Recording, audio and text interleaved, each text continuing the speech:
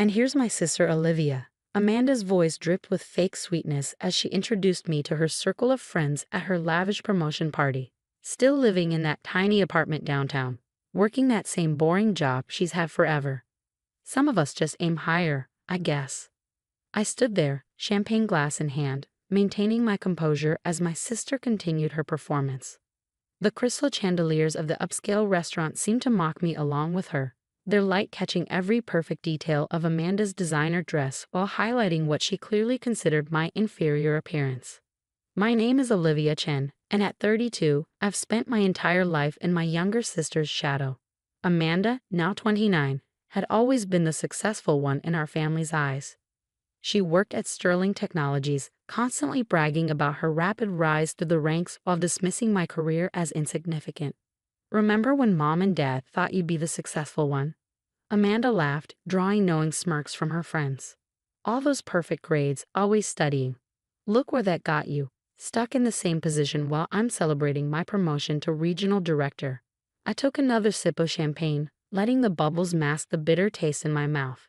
What Amanda didn't know, what none of them knew, was exactly where those years of hard work had led me. At least she showed up this time, one of Amanda's friends chimed in. Remember your last promotion party? She was too busy with her important project to attend. That important project had been the final phase of my secret acquisition of Sterling Technologies, but of course they didn't know that either. Oh, Olivia's great at excuses, Amanda continued, her voice carrying across the room. She's always working on something big that never seems to materialize. Meanwhile, I just closed the biggest deal in Sterling's history. I watched her preen, remembering all the similar moments throughout our lives. Amanda scoring the lead in a school play while I stayed late working on the lighting design. Amanda being crowned prom queen while I organized the event. Amanda getting a full ride to business school based on our parents' connections while I worked 3 jobs to pay my own way. Speaking of deals, Amanda raised her voice, commanding the room's attention. I should thank my sister for something. Watching her play it safe all these years taught me exactly what not to do. Sometimes you have to take big risks to get big rewards. The room tittered with polite laughter. I noticed Mr. Harrison, Sterling's current CEO, standing near the back, his expression unreadable as he observed the scene. I mean, look at us now, Amanda gestured broadly. I'm regional director, about to be youngest vice president in Sterling's history. And she paused for effect. What is it you do again, sis? Something with spreadsheets. Before I could respond, Mr. Harrison stepped forward, clearing his throat. The room immediately fell silent. Amanda's smile froze as her boss approached. Actually, he said, his voice carrying clearly through the suddenly quiet room, I believe your sister has an announcement of her own to make. Olivia? I set down my champagne glass, straightening my simple but elegant blazer. The moment I'd been working toward for 5 years had finally arrived. Thank you, James, I said, watching confusion spread across Amanda's face at my casual use of the CEO's first name. I suppose now is as good a time as any to share the news. I stepped forward, feeling the weight of every eye in the room. Amanda's perfectly manicured hand tightened around her glass as I moved to stand beside Mr. Harrison. You see, Amanda, those spreadsheets you mentioned. They were part of something bigger, much bigger. I paused, savoring the moment. As of next Monday, I'll be taking over as CEO of Sterling Technologies.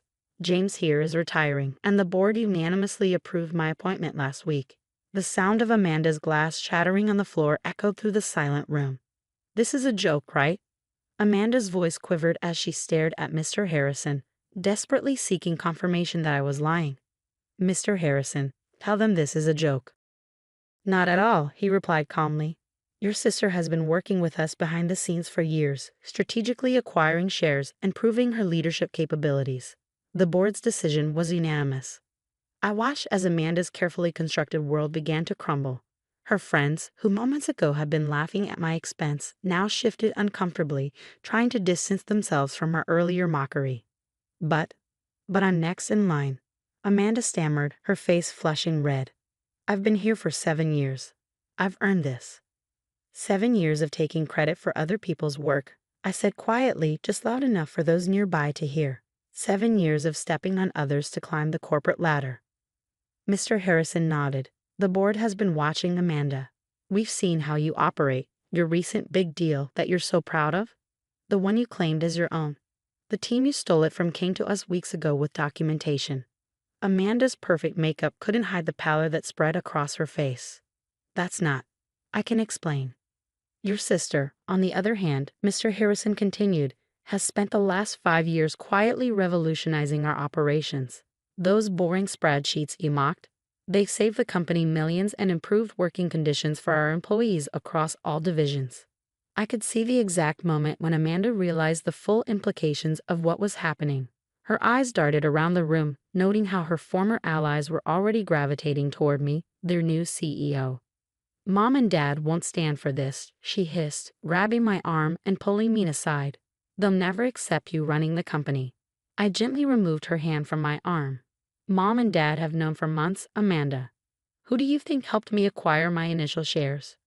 Her eyes widened in shock. Our parents, who had always seemed to favor her, had been in on this? Remember last Christmas? I continued, when you were bragging about your bonus and they seemed distracted. They were signing the final paperwork to transfer their shares to me.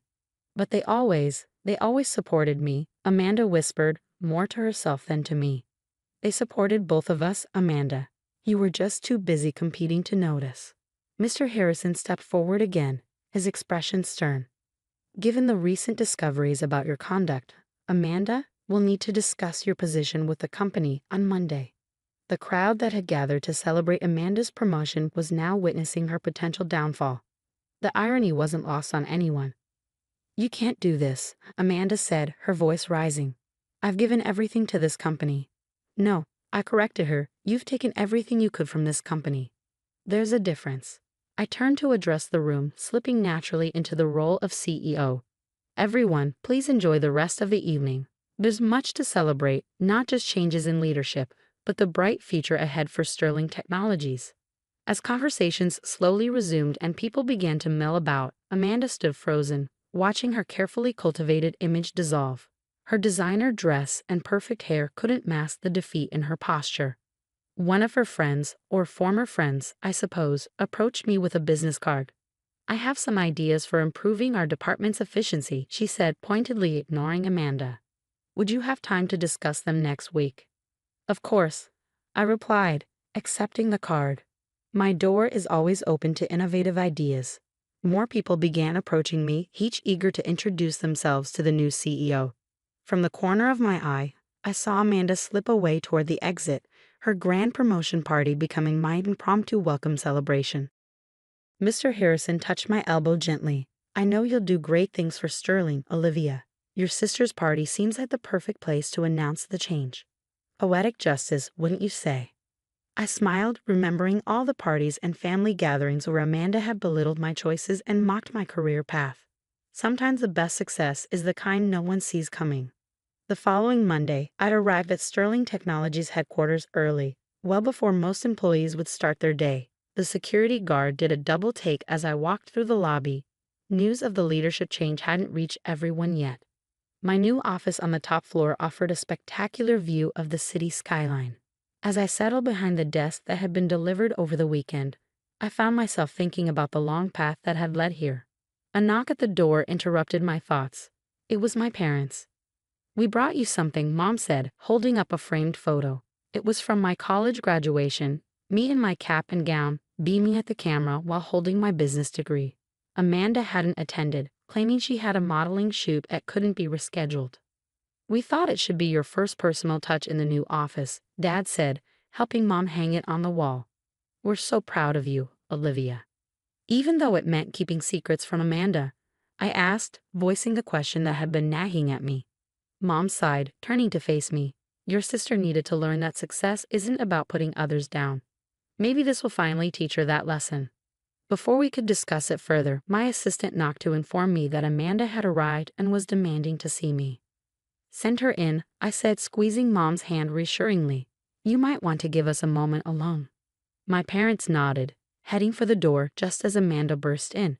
She stopped short at the sight of them. You knew, she accused. All this time you knew and you didn't tell me.